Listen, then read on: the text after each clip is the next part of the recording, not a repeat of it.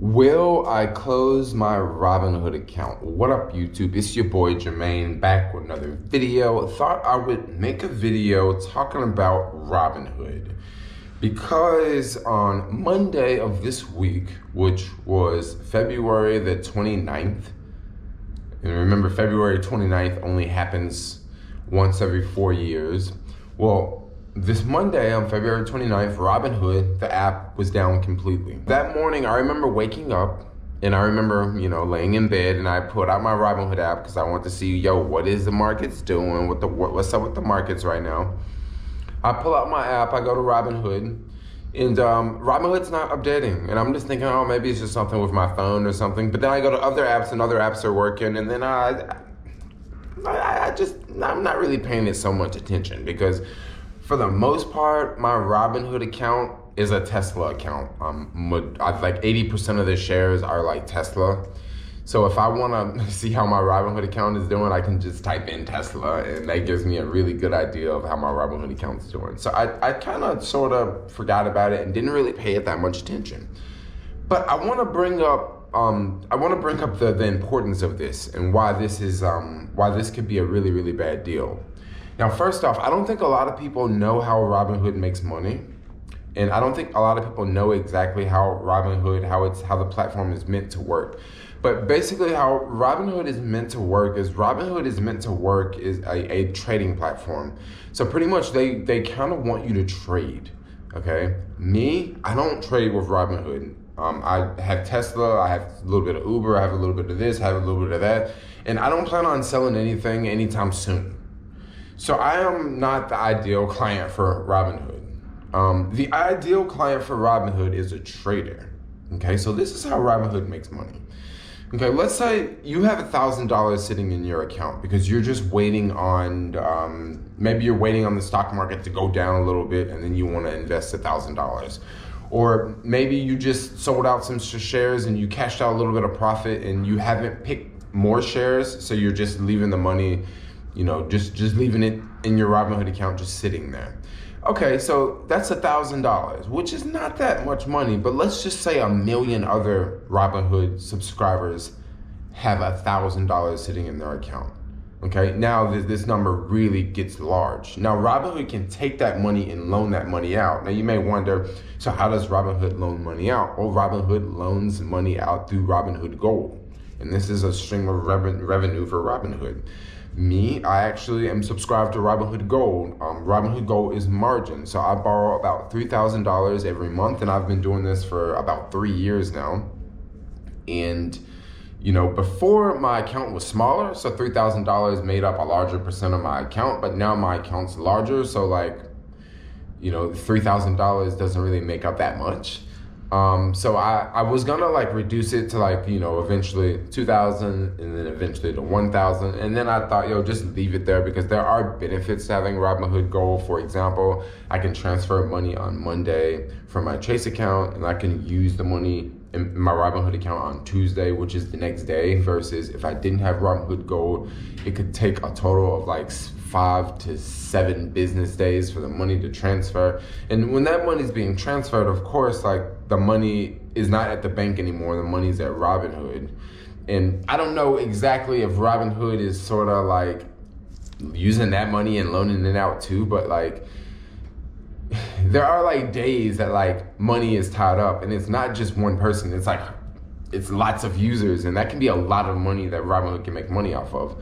So when you're not trading and when you're not putting money in your account and when you're not taking advantage of RobinHood Gold, RobinHood is not making money off of you. So me, I guess they are because I'm using the whole RobinHood Gold, and RobinHood Gold is pretty cool. RobinHood Gold is, it's $15 a month. So when RobinHood has a lot of people having a lot of money just sitting in their account, especially in a down market, because in a down market, a lot of traders maybe they sell out of Robinhood and they just keep their money in their account and they're waiting for the markets to go down and all this money is sitting in their account. And I don't know, Robinhood also could be buying like treasury bills, like short-term, like, you know, short-term treasury bills, and they can be making money off of the money that's sitting in everybody's account that way too. I'm not hating on the ways Robinhood makes money in the background, because like all these companies do the same thing, like banks do the same thing, all other brokerage firms do the same thing.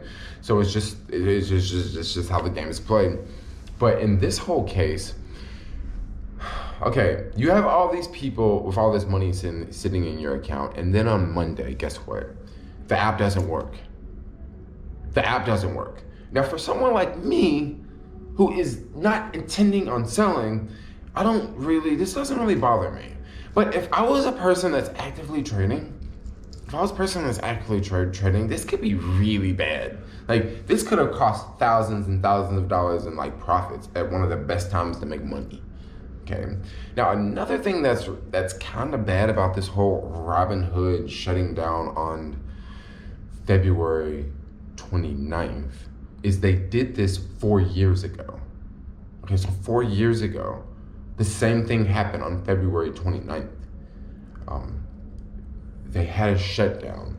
So apparently they didn't update their system within 4 years, because if they had this problem back before, maybe they should have like updated their system, and so they would have had 4 years to fix it, because it only happens every 4 years. A leap year only happens 4 years. So they didn't fix this problem. You know, so everybody's wondering, like, so can we still trust Robinhood? And I mean, I still trust Robinhood for what I want to do. But one thing I do want to recommend to people is I will recommend you to have more than one investment account. If you just have all of your money in one investment account, that's not so great. You know, what if your investment account goes down? You know, what if Robinhood goes down and you can't sell? I would recommend at least having like 3 accounts, if not as many as you can manage. You know, because that way, like, if one has a problem, like, you can go to this one, you know, you can go to that one. So that's one thing I would definitely recommend. And I guess I can take this opportunity to say, if you guys want to sign up for the Cash App, I'll have a link in the description below. I invest in the Cash App quite a lot. The Cash App is really, really cool to invest in. You can transfer money immediately. You can buy stocks. If you work for Caviar, you can literally go out, make money, get paid the same day, like after you drop the delivery off, and then you can take that money and invest in the stock market like on the same day. Using a traditional job and a traditional bank account, oh, you're talking about days to do a transaction like that. I mean, you would have to, you know, get paid from your employer, and you'd have to go and cash the check, and you'd have to go deposit the money into the bank, and then you'd have to transfer the money from the bank to your broker account, and then you'd have to buy the stock, and that would be days. But like, you can do that in like one day with the Cash App. And also there's Webull. Now, Webull is a pretty cool app, because if you sign up with Webull, they give you not 1 but 2 free stocks. 2 free stocks. Now, if you sign up with Robinhood, they give you 1 free stock. I'll definitely have my Robinhood link in the description below, and I'll also have my Webull link in the description below.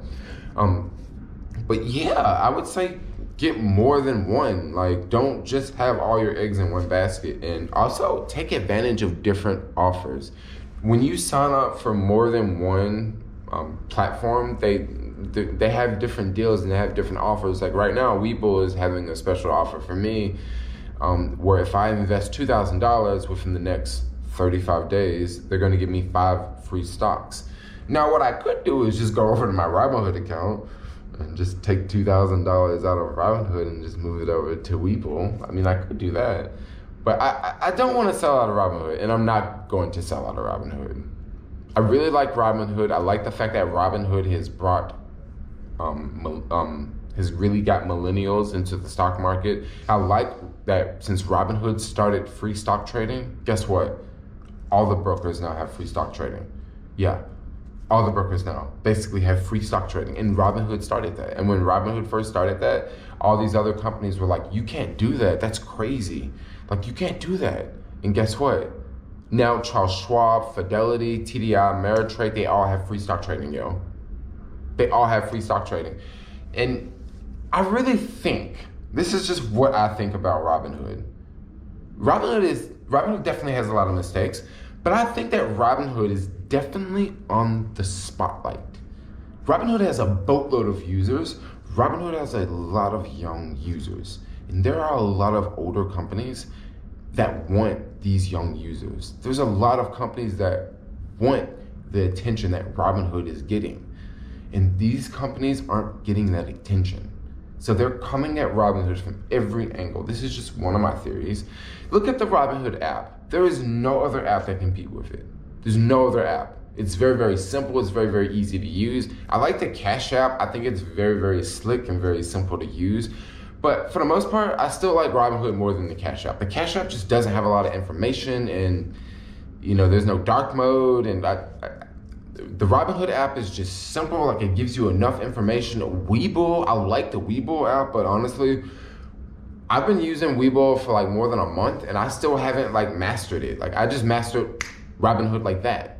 And I think most people master Robinhood like that. The Cash App, there's nothing to master. Like, it's just so simple with the Cash App that it's just like Robinhood. But the Webull app it's a little bit more technical, like, especially if you want to do more calls and puts, that's going to be the go-to app for you. And then there's a lot more stocks that are available on Webull that are not available on Robinhood. And there are a lot more stocks that are available on Robinhood that's not available on the Cash App. On the Cash App, oh my gosh, there's a ton of stocks that are just not on the Cash App. I mean, only the big name companies are going to be on the Cash App. So this is one reason why I definitely recommend that you guys diversify all of your investments, because apps can go down. Apps can go down. Technical glitches happen with trading. Like, this sort of thing happens with other brokers, like big brokers like Schwab and TDI, Ameritrade, but it's not for a whole day. No, it's not like Robinhood. It's not for a whole day. It's more like it's 30 seconds. It happens for a minute. It happens so fast that like no one really notices, But with Robinhood, when you're down a whole day and you have tons of active millennial traders, this is a bad sign. This is a very, very bad sign. But then once again, I really think that Robinhood is gonna be very, very successful in the future. I think Robinhood is gonna offer more and more products and services, but I think Robinhood is just going through some hiccups right now.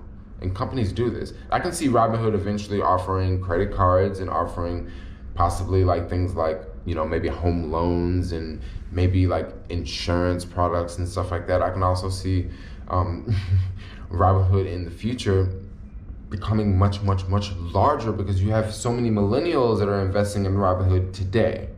And today, these millennials are 25 years old, 30 years old, okay?